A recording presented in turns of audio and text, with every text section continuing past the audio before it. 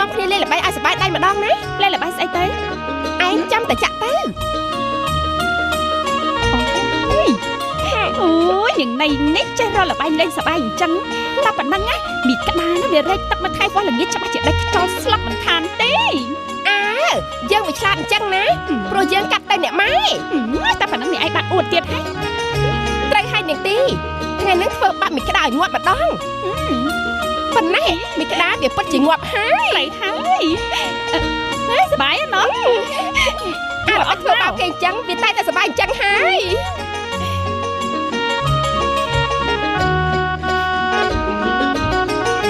ណែមីក្តាមកហើយ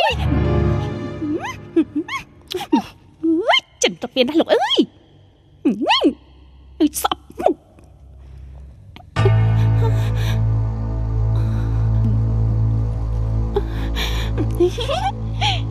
ណែមីក្តា